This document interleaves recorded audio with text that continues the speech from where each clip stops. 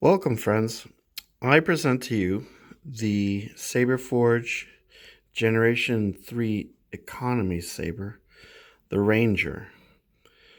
And let's begin by saying that I am duly impressed with this saber. It is an absolute beauty. But it came with a bit of a scare initially. When you receive the saber, the first thing you'll note is that you'll walk over to it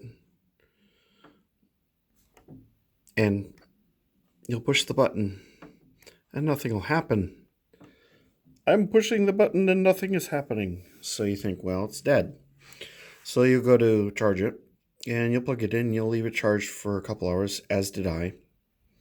And when you have it plugged in, the the button lights up. As you unplug it, the button is no longer lit. And you do this, and you do this, and you do this.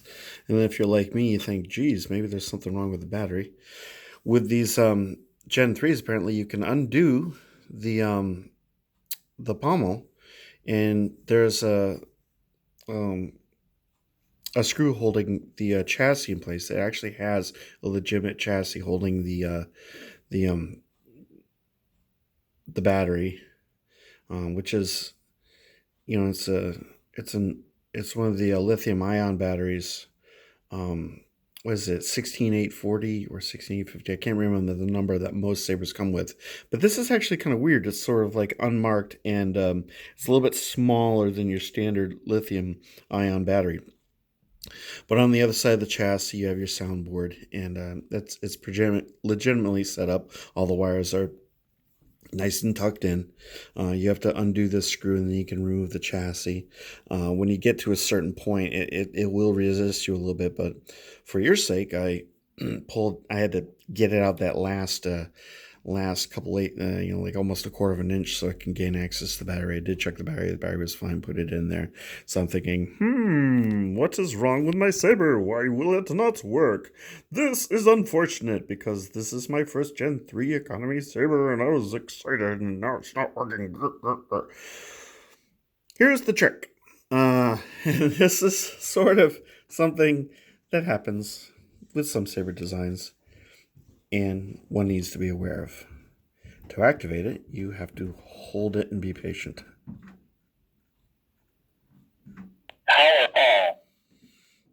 Voila! There you go. It is on. And it lets you know. It tells you, which is really nice. So, we'll get to that. I'm just going to give you the visual tour. So we have a nice little S emitter, and you have access to your retention screw here, and another retention screw that holds the LED in place, and all the various and sundry screws that hold all this mishmash in. So we've got a little engraved bit here. You can see you've got your anodized grip sections. Here's the part I really like. I like this design in the back. One of my favorite Saber designs as far as the hilt goes is, as far as the hilt goes, the whole thing's a hilt. As far as the grip goes is the Shadow Hunter, and this reminds me very much of the Shadow Hunter, and I love this design. On the other side, you have all your control mechanisms and another little engraved section here. And it just sort of, you get a repeat of this anodized sort of circular section. There's the retention screw that holds in the chassis. Love that. And a very, very simple pommel with a little bit of a mesh in there. I don't know if you can see the mesh. Can you see the mesh? There's the mesh. Yay! All right, so mesh. I'm not the greatest fan of mesh, but mesh works. Whatever protects the speaker is fine by me. So this one came with a 36-inch V4 Infinity blade. I think that's what they're called. My memory is garbage. and it's quite heavy, but it works in here.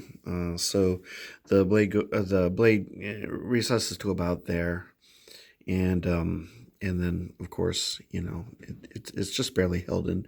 Actually, if you go to the Saberforge website and you look up the Eco Sabers, they kind of warn you about like the amount of distance that the blade will go in before it sets, being about whatever, maybe it's like an inch or something like that.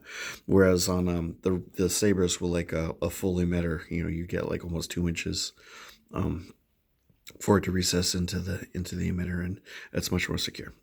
Anyway, so let's turn this bad Larry on. And you can hear it for the first time.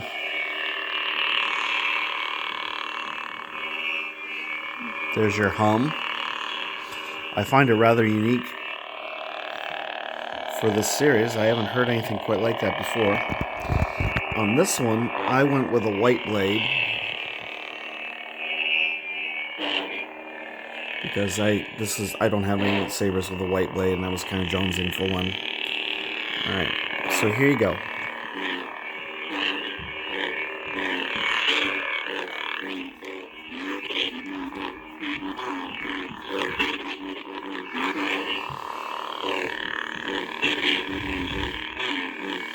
So the swing sounds a little bit unusual. Of course, I'm kind of just jostling it back and forth.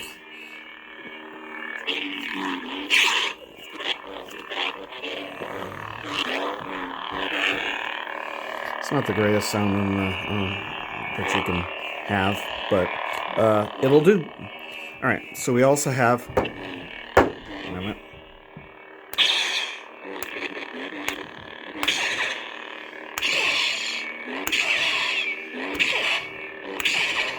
A very decent flash on glass. You also have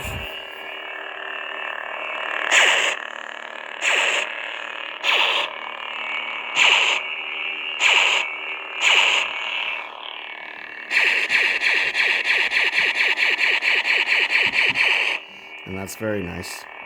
And see if I can get this to work.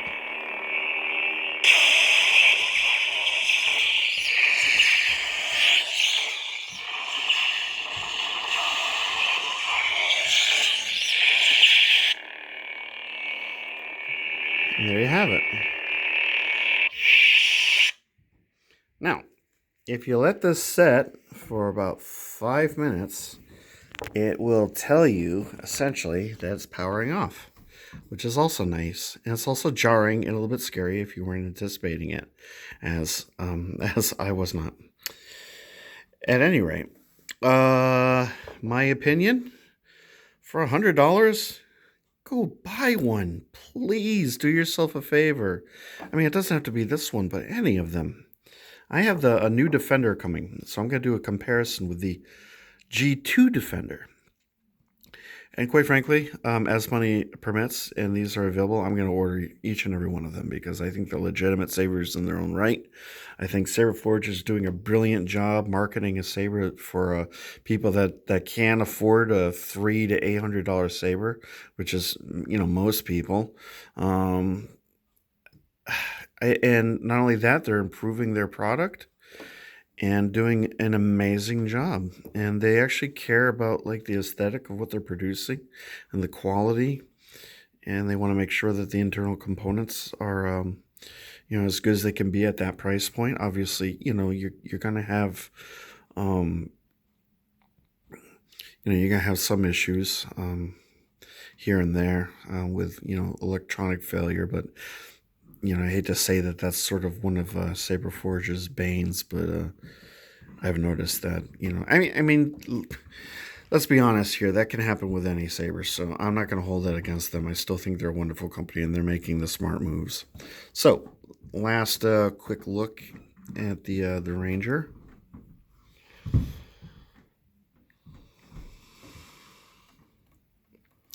Very nice indeed. I highly recommend this saber. They're still available. So if you're so inclined and you have a little bit extra scratch to go around, and recommend go get yourself one. You know what I mean? Alrighty then. Well, that's pretty much it for this review, and I'd like to think that maybe I'm the first one to review it, but that's probably just a fanciful notion. At any rate, I hope everyone has a wonderful night, and I will see you very, very soon once again. Please comment if you have any questions regarding this thing. If I come up with any other epiphanies regarding it, I'll write my own comments regarding it, and please, if you're so inclined, like and subscribe, and I'd like to keep delivering you guys the goods as much as I can. All right, I will talk to y'all later. Okay, bye.